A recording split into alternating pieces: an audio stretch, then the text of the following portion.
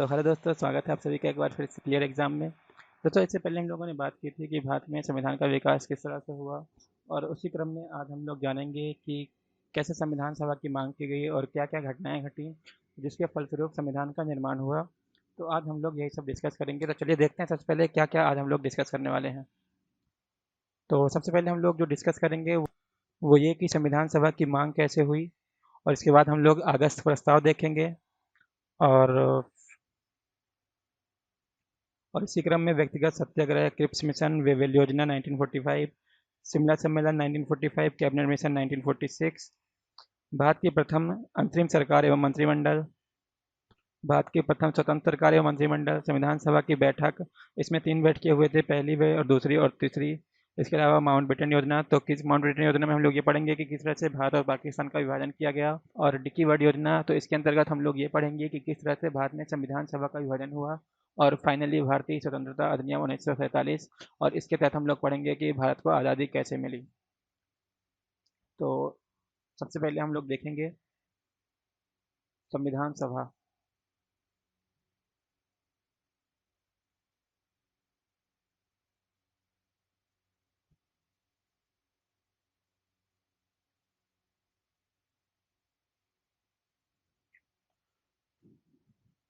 तो टॉपिक डालिए संविधान सभा। जो संविधान सभा की पहली बार मांग की गई थी वो 1895 में बाल गंगाधर तिलक द्वारा की गई थी। लेकिन ये जो मांग थी ये सिर्फ अभी तक मौखिक रूप से मांग की गई थी, यानी कि अभी तक कोई भी डॉक्यूमेंशियल मांग नहीं की गई थी। इसके अलावा 1934 में यानी कि 1934 में औपचारिक रूप से संविधान सभा की मांग की गई थी। ये मांग मुख्य रूप से एम एन राय द्वारा की गई थी, यानी कि पहले व्यक्ति जिन्होंने पहली बार औपचारिक रूप से संविधान सभा की मांग की, और इसी संविधान सभा की मांग को कहा जाता है औपचारिक मांग।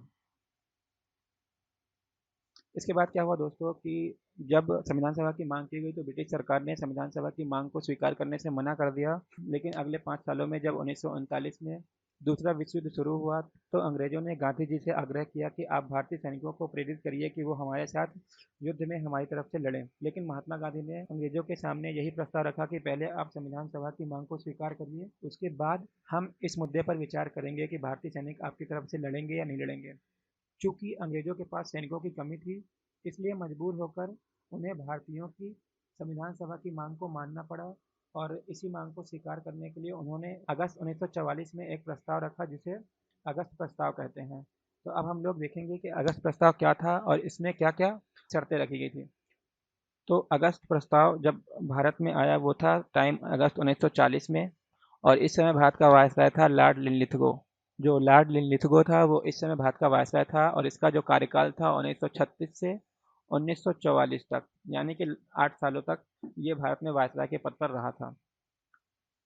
तो इन्होंने संविधान सभा के मांग की प्रस्ताव को तो स्वीकार कर लिया, लेकिन इन्होंने भारतीयों के सामने कुछ शर्तें रखी।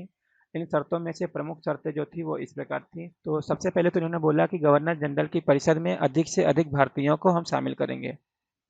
इसका मतलब ये हुआ कि ये लोग अभी भी परिषद को भारतीयों के हवाले नहीं करना चाहते। ये बस ये चाह रहे हैं कि अब भारतीयों को भी हम इसमें शामिल कर लेंगे, लेकिन भारतीयों को चाहिए कि ये सारी चीज़ें हमारे अंडर में हो, हमारे कंट्रोल में है, और इसे रेगुलेट भी हम अपने तरीके से करें। दूसरी चीज़ ये बोला इन्होंने कि एक युद्ध सलाहकार समिति का गठन किया जाएगा, यानी कि फ्यूचर में अगर कभी कोई युद्ध होता है तो उसका जो निर्णय होगा कि कौन से सैनिक यहाँ रहेंगे, कौन से सैनिक युद्ध में जाएंगे, और कितने सैनिकों की आवश्यकता है, और कितने और सैनिक भर्ती करने हैं। तो ये जो सब काम होगा वो इस युद्ध सलाहकार समिति का होगा, जो ये सारे निर्णय युद्ध से संबंधित सारे निर्णय लेंगे। इसके अलावा एक प्रावधान ये किया गया, यानी कि तीसरी शर्त जो रखी गई कि ये बोला गया युद्ध के बाद भारतीयों को संविधान बनाने का अधिकार दिया जाएगा और औपनिवेशिक स्वराज दिया जाएगा।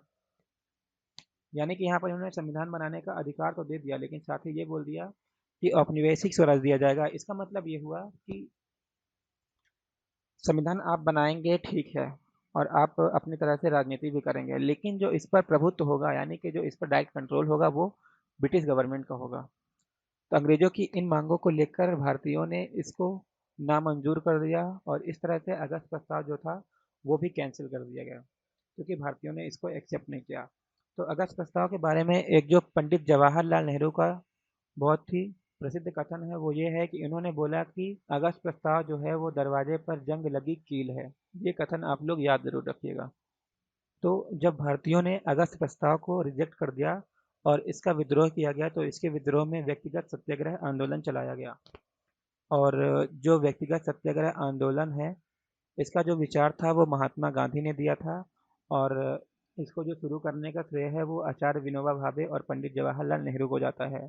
और इसी व्यक्तिगत सत्याग्रह आंदोलन को दिल्ली चलो आंदोलन भी कहा जाता है।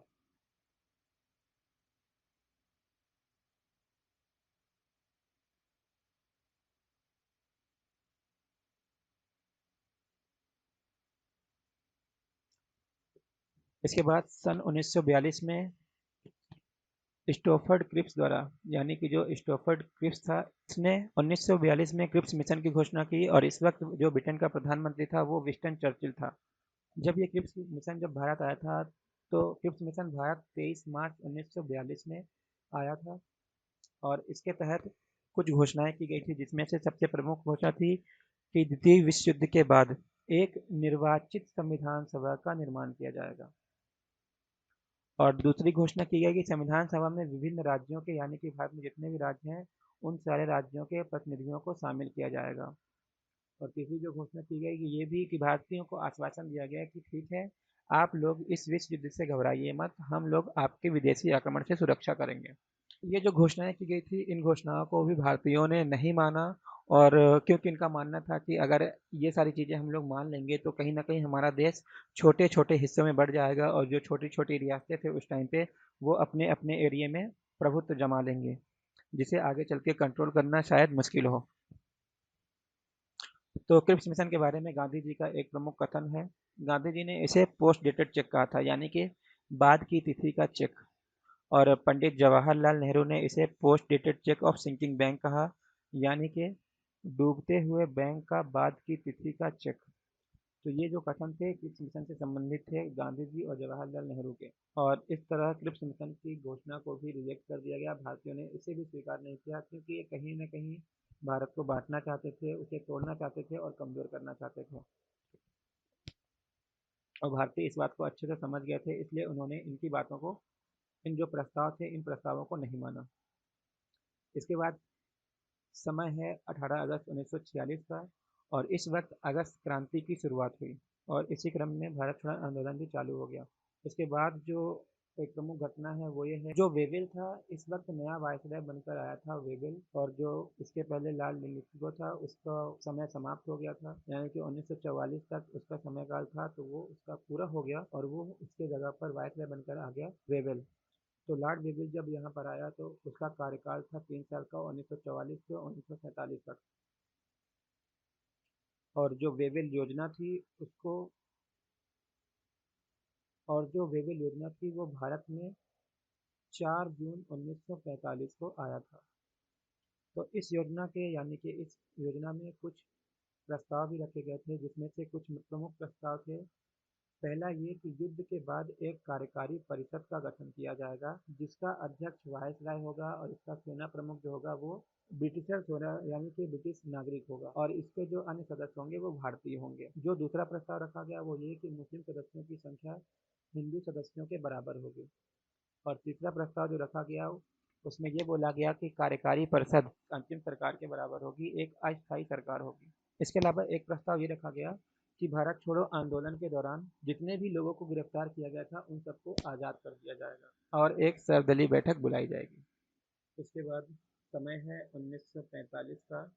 और इस वक्त शिमला में एक सम्मेलन आयोजित किया गया, जिसका नाम था शिमला सम्मेलन। तो सन 1945 में शिमला सम्मेलन आयोजित किया गया था। तो इस सम्मेलन में सभी दलों के नेता एकत्रित हुए थे। और ये सम्मेलन जो था 24 जून 1945 से 14 जुलाई 1945 तक चला था, जो लगभग 20 दिन तक चला था।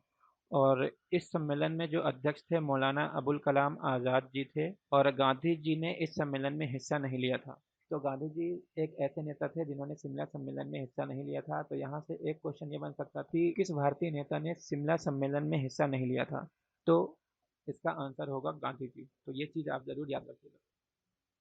जब ये सम्मेलन खत्म हुआ यानी कि इस सम्मेलन के दौरान ही जो मोहम्मद अली जिन्ना थे, उन्होंने यह बात रखी कि ठीक है, जो कार्यकारी परिषद वेबल योजना के अंतर्गत बनाया जाएगा, उसमें ठीक है, भारतीय हिंदू और मुसलमानों की संख्या तो समान होगी, लेकिन कौन से मुसलमान इसमें हिस्सा लेंगे, ये फैसला मुस्लिम लीग करेगी। इससे कांग्रेस नाराज हो गई, उसने इस पर मुस्लिम लीग का साथ नहीं दिया और इन दोनों के बीच में मतभेद हो गया और यहीं से शिमला सम्मेलन भी रद्द हो गया और ये सम्मेलन का भी कोई भी फायदा नहीं मिला। उसके बाद 6 अगस्त 1945 को जापान के हिरोशिमा में व 9 अगस्त 1945 को जापान के नागासाकी में अमेरिका ने 2 परमाणु हमले किए और इस हमले से जापान जो था पूरी तरह से हिल गया था और इसकी अर्थव्यवस्था जो थी बहुत ही बुरी कंडीशन में आ गई थी और आगे चलकर 5वें दिन 15 अगस्त 1945 को जापान ने अमेरिका के सामने हार मान ली और इस तरह से द्वितीय विश्व युद्ध की समाप्ति हुई।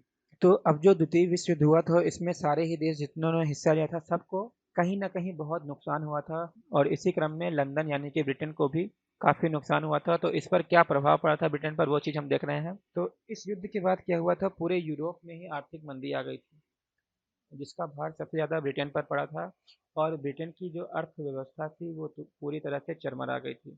तो इससे क्या हुआ कि जो अभी तक ब्रिटेन से यहाँ ब्रिटिश सरकार को जो भारत में थी उसको फंड्स यानी पैसे वहाँ से आ रहे थे वो आने बंद हो गए। इससे क्या हुआ, यहाँ पर भी जो व्यवस्थाएं थी वो उस तरह काम नहीं कर रही थी जैसे कि पहले कर रही थी। और इसी बीच 24 अक्टूबर 1945 24 अक्टूबर 1945 को यूएनओ यानी कि यूनाइटेड नेशन ऑर्गेनाइजेशन संयुक्त राष्ट्र संघ की स्थापना कर दी गई और इसकी स्थापना के साथ ही संयुक्त राष्ट्र संघ ने ये घोषणा कर दी कि जिन जिन यूरोपीय देशों ने जिस जिस देश को अपनी कॉलोनी बनाई है यानी कि अपना गुलाम बना के रखा है उसको आत्मनिर्भर बनाए और आज़ाद कर दे। और यहाँ पर जो यूएनओ का मुख्यालय यानी कि हेडक्वार्टर है वो न्यूयॉर्क अमेरिका में है और यूएनए का फुल फॉर्म होता है यूनाइटेड नेशन ऑर्गेनाइजेशन और जो इसकी स्थापना है वो 24 अक्टूबर 1945 को हुई थी। इसके बाद सन 1946 में कैबिनेट मिशन योजना भारत आया था। इस वक्त ब्रिटेन का प्रधानमंत्री था क्लीमेंट एटली और भारत का वायसराय था लॉर्ड वेवेल। और जो कैबिनेट मिशन था वो भारत कब आया था, 24 मार्च 1946 को और जगह थी बॉम्बे। तो जो कैबिनेट मिशन था इसमें 3 सदस्य थे जिसमें पैंथिक लॉरेंस जो थे वो इसके अध्यक्ष थे और एलेक्जेंडर और क्रिप्स ये दोनों इसके सदस्य थे। और इसी योजना के तहत 2 जुलाई 1946 को संविधान सभा का प्रथम निर्वाचन हुआ था जिसमें कुल 389 सदस्य थे जिसमें से 296 मनोनीत थे। हेलो। हाँ। हाँ ठीक है। जिसमें कुल 389 सदस्य यानी सीट थी और मतदान 296 सीटों पे हुआ था जिनमें से 93 सीटें जो थी वो मनोनीत थी। इसके अलावा 208 सीटों पर कांग्रेस ने, 73 सीटों पर मुस्लिम लीग ने तथा 15 सीटों पर निर्दलीय उम्मीदवारों ने निर्वाचन में भाग लिया था। और इस वक्त भारत के वायसराय जो थे उन्होंने कांग्रेस को अपनी अंतरिम सरकार बनाने के लिए आमंत्रित किया और 2 सितंबर 1946 को भारत की प्रथम अंतरिम सरकार का गठन हुआ। और इस अंतरिम सरकार का मंत्रिमंडल कैसा था वो देखते हैं। तो सबसे पहले इसका अध्यक्ष जो था वो था लॉर्ड वेवेल यानी कि खुद वायसराय और इसके अलावा जो प्रधानमंत्री और विदेश मंत्री थे वो पंडित जवाहरलाल नेहरू थे। गृह मंत्री और सूचना एवं प्रसार मंत्री सरदार वल्लभ भाई पटेल, शिक्षा मंत्री चक्रवर्ती राजगोपालाचारी, खाद्य एवं कृषि मंत्री डॉक्टर राजेंद्र प्रसाद, श्रम मंत्री बाबू जगजीवन राम, रक्षा मंत्री एस बलदेव सिंह, स्वास्थ्य मंत्री गजनफ़र अली खां, वित्त मंत्री लियाकत अली खां और लियाकत अली खान ही आगे चल के पाकिस्तान के पहले प्राइम मिनिस्टर बनेंगे यानी कि प्रधानमंत्री। वित्त मंत्री जोगेंद्र नाथ मंडल, उद्योग मंत्री जो थे वो जान मथई थे और जो खान एवं बंदरगाह मंत्री थे वो एच सी भाभा जी थे। और जो रेल मंत्री थे वो थे अरुणा आसफ अली। इसके बाद जो भारत का स्वतंत्र सरकार का निर्माण, जो भारत में पहली स्वतंत्र सरकार का निर्माण हुआ और जो उसका मंत्रिमंडल था वो इस प्रकार थे। सबसे पहले तो प्रधानमंत्री और विदेश मंत्री के पद पर पंडित जवाहरलाल नेहरू ही बने रहे। गृह मंत्री और सूचना एवं प्रसार मंत्री के पद पर सरदार वल्लभ भाई पटेल बने रहे। शिक्षा मंत्री मौलाना अबुल कलाम आज़ाद, खाद्य एवं कृषि मंत्री डॉक्टर राजेंद्र प्रसाद, श्रम मंत्री बाबू जगजीवन राम, रक्षा मंत्री एस बलदेव सिंह तथा स्वास्थ्य मंत्री राजकुमारी अमृता कौर वित्त मंत्री आर के शत्रुघ्न शेट्टी, विधि मंत्री बी आर अम्बेडकर, उद्योग मंत्री डॉक्टर श्यामा प्रसाद मुखर्जी, खान एवं बंदरगाह मंत्री वी एन गडगिल तथा रेल मंत्री जॉन मथाई जी थे। तो ये जो था भारत का पहला स्वतंत्र मंत्रिमंडल था। इसके बाद संविधान सभा की बैठकें हुई जिसमें से पहली बैठक 9 दिसंबर 1946 को हुई, जिसके अस्थायी अध्यक्ष डॉक्टर सच्चिदानंद सिन्हा जी को बनाया गया। इसके बाद संविधान सभा की दूसरी बैठक हुई जो कि 11 दिसंबर 1946 को हुई, जिसके स्थायी अध्यक्ष डॉक्टर राजेंद्र प्रसाद, उपाध्यक्ष डॉक्टर एच सी मुखर्जी तथा वैधानिक सलाहकार बी एन राव जी थे। यहाँ पर आप लोग एक चीज़ ध्यान दीजिएगा, यहाँ पर जो डॉक्टर सच्चिदानंद सिन्हा जी हैं वो अस्थायी अध्यक्ष थे और जो यहाँ पर डॉक्टर राजेंद्र प्रसाद हैं वो स्थायी अध्यक्ष हैं। तो ये चीज़ ज़रूर याद रखिएगा। संविधान सभा की जो तीसरी बैठक हुई थी वो 13 दिसंबर 1946 को हुई थी और इसी बैठक में पंडित जवाहरलाल नेहरू ने संविधान की उद्देशिका पेश की थी और जो आगे चल के संविधान की प्रस्तावना बना और इसी प्रस्तावना को संविधान की आत्मा भी कहा जाता है और वो क्यों कहा जाता है वो हम लोग आगे डिस्कस करेंगे। यहाँ पर एक चीज़ आप ध्यान दीजिएगा कि जो ये संविधान सभा की तीनों बैठक हुई हैं वो 9 दिसंबर, 11 दिसंबर और 13 दिसंबर को हुई हैं 1946 में ही। ठीक है, तो दो दो दिन का गैप है। तो ये चीज़ आप छोटी छोटी चीज़ें आप अगर ध्यान रखेंगे ना तो आपको चीज़ें याद रखने में आसानी होंगी। इसके बाद समय था 20 फरवरी 1947 का। और इस समय ब्रिटेन का जो प्रधानमंत्री था वो क्लेमेंट एटली था और इसने ये घोषणा कर दी कि भारत को हम जल्दी ही एक आज़ाद देश घोषित कर देंगे और इन्होंने बताया कि 30 जून 1948 से पहले, लेकिन इन्होंने कोई डेट नहीं बताई कि इस तारीख तक कर देंगे, बस उन्होंने एक लास्ट डेट बता दी कि 30 जून के पहले पहले हम भारत को आज़ाद कर देंगे। इसके बाद मार्च 1947 में भारत का वायसराय जो था लॉर्ड माउंटबेटन ने एक विभाजन परिषद का गठन किया और इसका अध्यक्ष जो था वो स्वयं लॉर्ड माउंटबेटन था, यानी कि लॉर्ड माउंटबेटन की अध्यक्षता में ही विभाजन परिषद का गठन किया गया और इसमें जो सदस्य थे पंडित जवाहरलाल नेहरू और सरदार वल्लभ भाई पटेल थे। तो 30 जून 1947 को लॉर्ड माउंटबेटन द्वारा एक योजना की घोषणा की गई जिसे कहा जाता है माउंटबेटन योजना और ये योजना का प्रमुख उद्देश्य जो था वो ये था कि भारत और पाकिस्तान का बंटवारा कर। इसके तहत भारत में पाकिस्तान का विभाजन हुआ और इंडिया को दो संप्रभु राज्यों में विभाजित किया जाएगा, यानी कि इंडिया को दो संप्रभु राज्यों में विभाजित कर दिया गया। एक था भारत और दूसरा पाकिस्तान। और पंजाब व बंगाल के लिए ये प्रबंध किया गया कि यहाँ पर जनमत संग्रह कराया जाएगा तथा देशी रियासतों के लिए ये बताया गया कि ये अपनी मर्जी से अगर चाहे तो इंडिया में शामिल हो जाए या पाकिस्तान में शामिल हो जाए या तो स्वतंत्र रहना चाहे तो स्वतंत्र रह सकते हैं। यानी कि एक तरह से माउंटबेटन योजना ने भारत को पूरी तरह से तोड़ने की कोशिश की और एक प्रस्ताव ये रखा गया कि भारत व पाकिस्तान को राष्ट्रमंडल में हिस्सा लेने का अधिकार बराबर का होगा, यानी कि वो हिस्सा चाहे तो ले सकता है और चाहे तो ना भी ले। इसके बाद जो योजना आई वो थी डिक्की बर्ड योजना और इस योजना के तहत भारत की संविधान सभा का विभाजन किया गया। जो माउंटबेटन योजना थी उसके तहत भारत का विभाजन किया गया और जो डिक्की बर्ड योजना है इसके तहत संविधान सभा का विभाजन किया गया। यहाँ पर कुल 389 सीटें थी जिनमें से 299 भारत के पास थी और 90 पाकिस्तान में चली गई। तो भारतीय संविधान सभा के जो अध्यक्ष थे वो डॉक्टर राजेंद्र प्रसाद थे और पाकिस्तानी संविधान सभा के अध्यक्ष मोहम्मद अली जिन्ना थे और ये टाइम था 7 अगस्त 1947 का। इसके बाद 4 जुलाई 1947 में ब्रिटिश पार्लियामेंट में एक बिल प्रस्तुत किया गया और 18 जुलाई 1974 को पास हो गया और इसी बिल को कहा जाता है भारतीय स्वतंत्रता अधिनियम 1947। ठीक है, और 15 अगस्त 1947 को भारत को आज़ाद कर दिया गया और ये प्रावधान किया गया कि जब तक इन दोनों देशों यानी कि भारत और पाकिस्तान का संविधान नहीं बन जाता तब तक भारत शासन अधिनियम जो 1935 आया था उसके आधार पर ये दोनों देश अपना अपना शासन चलाएंगे और इसके बाद से दोनों देश आज़ाद हो गए और अलग भी हो गए। तो दोस्तों इस क्लास में बस इतना ही, बाकी की डिस्कशन हम अगली क्लास में करेंगे जहाँ पर हम लोग जानेंगे कि संविधान सभा का गठन करने के लिए कौन कौन सी समितियाँ बनाई थी और कौन उसके सदस्य अध्यक्ष जो भी प्रमुख थे उनके बारे में बात की जाएगी और साथ ही हम लोग ये भी जानने का प्रयास करेंगे कि संविधान सभा के कितने सत्र बुलाए गए थे और उसमें क्या क्या काम हुए थे। तो ये सारी चीज़ें हम अगली क्लास में डिस्कस करेंगे और साथ ही एक चीज़ और अगली क्लास में हम लोग देखेंगे कि भारतीय संविधान में। दोस्तों तब तक अपना ख्याल रखिए और पढ़ाई करते रहिए। तो जल्दी ही मिलते हैं अपनी अगली क्लास में, तब तक के लिए गुड बाय।